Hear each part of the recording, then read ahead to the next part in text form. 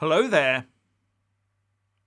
No doubt the Liverpool incident will disappear from our screens and front pages very soon.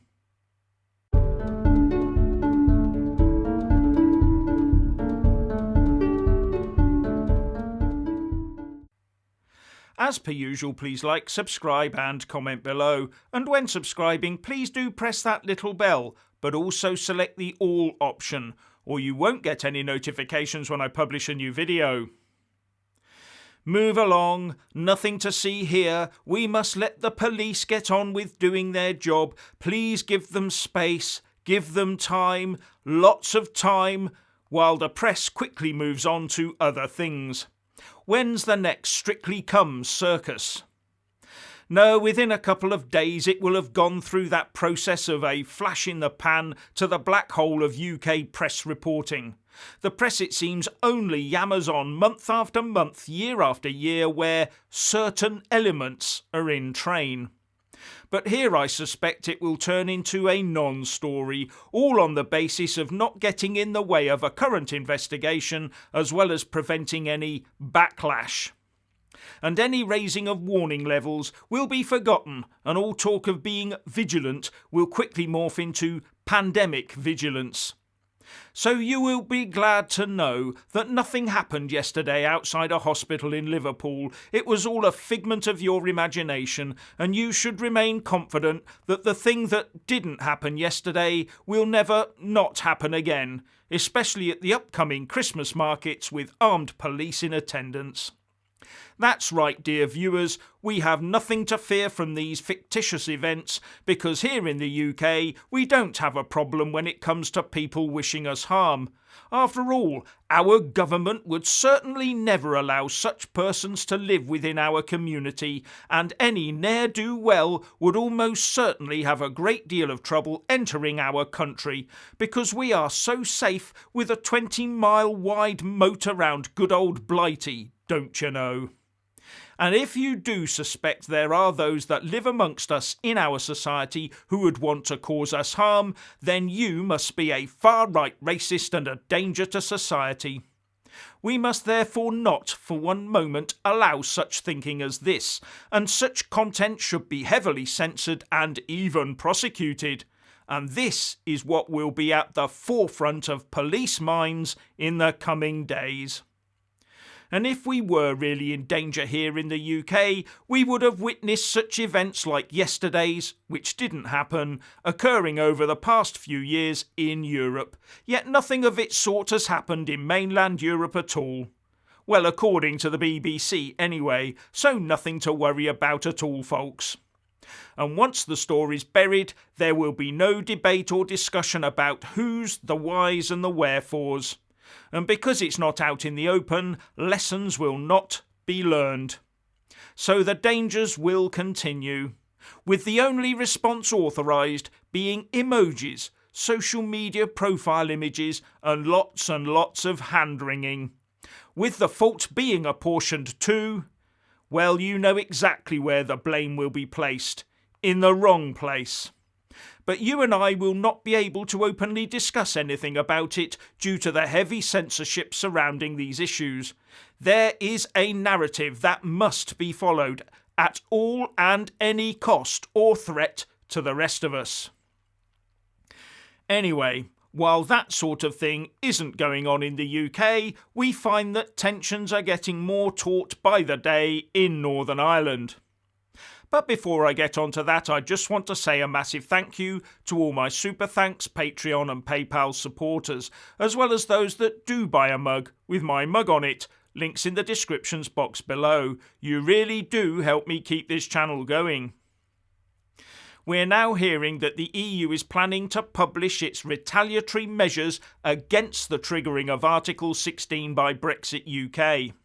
And they could well be announced tomorrow, even though we haven't triggered anything yet.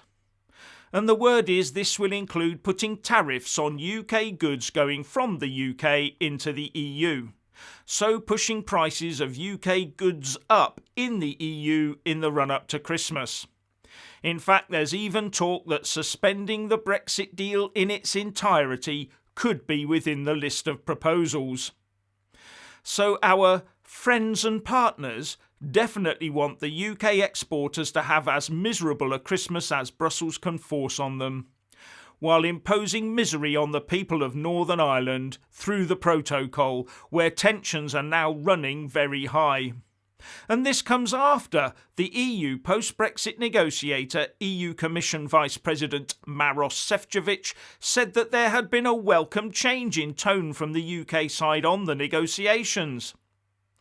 Now, the EU and anti-Brexit stance is that the triggering of Article 16 by the UK is somehow walking away from the whole Brexit deal. But it's not. And the reason the Remoaners push it this way is because they want people to think that Article 16 is a UK thing, a sort of Brexit invention. They won't acknowledge or let on to anyone else that Article 16 is an important part of the Brexit withdrawal agreement that the European Union is bound by. The EU and our UK anti-Brexit rabble won't ever acknowledge that the UK ever has a leg to stand on here, when in fact we're stood with both feet planted firmly on solid legal ground. Now, I've said it before, as have many Brexiteers, as have some who were actually involved in forging the Belfast Agreement. They've all said it. The protocol is damaging Northern Ireland economically and societally and causing the diversion of trade. Therefore, under the terms of the withdrawal agreement, the UK is legally justified in using Article 16 of the protocol itself to remedy the problems. Therefore, how can the UK be ditching the protocol if it's using a clause within the protocol?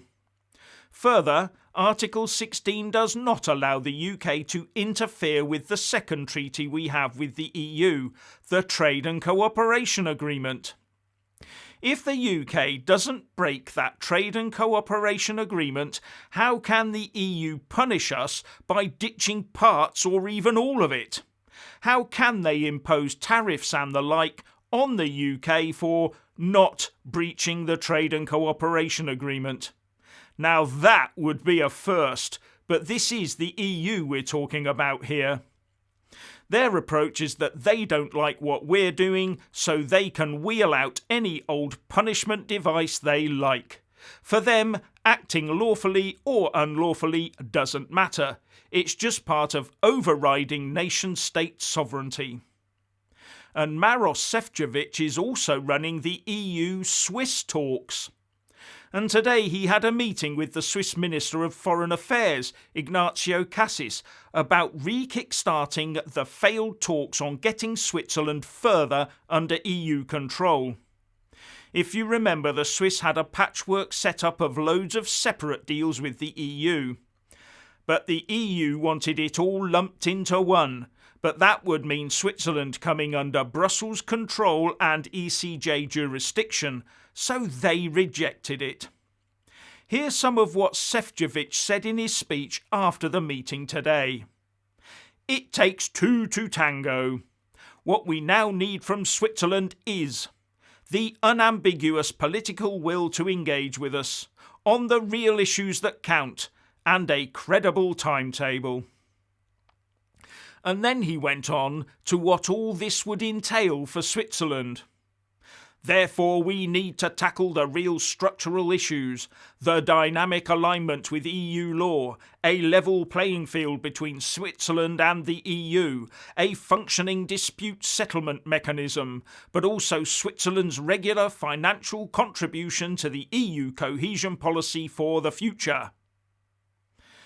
Dynamic alignment with EU law means switch the burn fax machine on and await instructions. The level playing field means that the Swiss must not be allowed to move on any issue without prior approval from their Brussels overlords.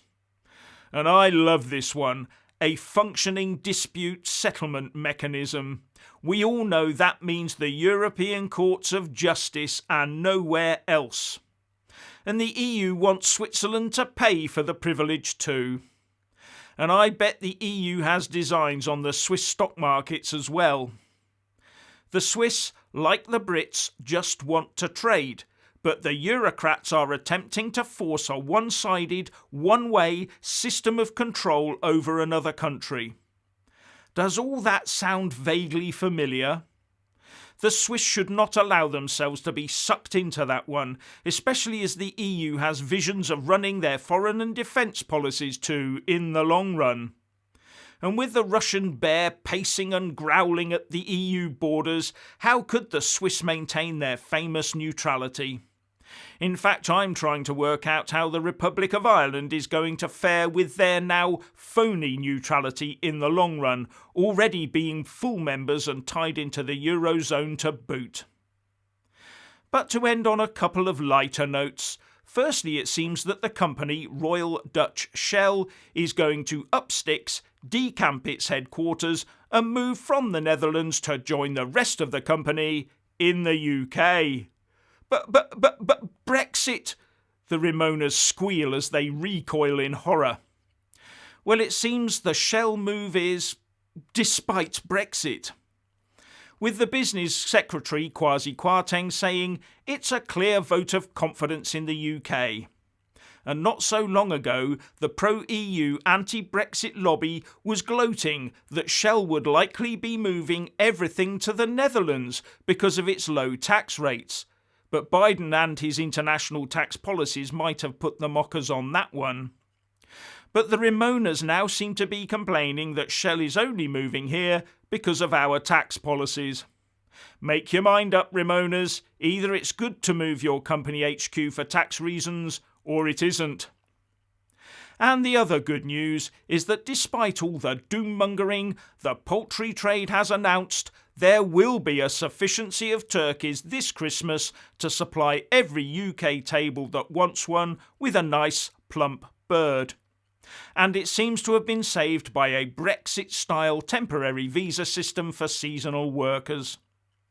But what gets me about this is how come we can't make seasonal employment actually work within the UK?